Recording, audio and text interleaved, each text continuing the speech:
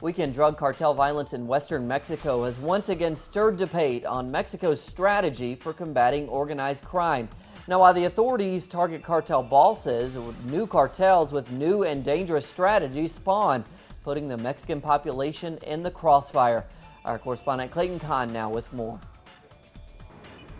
While the current administration consistently tries to downplay the extent of the country's insecurity and the power of organized crime, everyday citizens do not necessarily buy it. I don't have a good opinion of the government. They always try to sell us the idea that insecurity is under control. But what happened in Jalisco, Colima, and Michoacán tells us otherwise. Over the past weekend, those three western states were rocked by violent cartel attacks on banks, buses, and gas stations, and saw a military helicopter shot down near the major city of Guadalajara. The rapidly growing and powerful new Generation Jalisco Cartel flexed its muscle. The Army, Navy and Federal Police announced the Jalisco Colima operation ahead of time.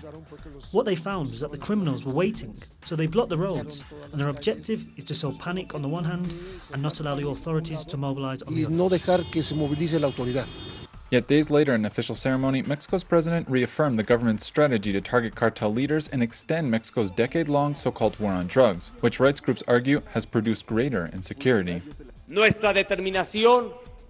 Our determination is to support and provide safety for the millions of Mexicans that work daily in an honest way to provide for their families.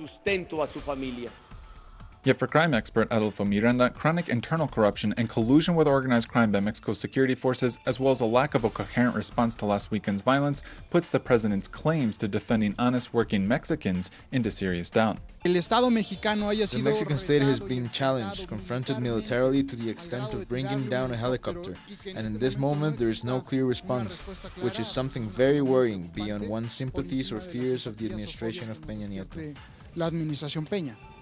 A recent report by the Norwegian Internal Displacement Monitoring Center establishes that Mexico has more than 280,000 people internally displaced due to a combination of organized crime violence and state corruption and abuses.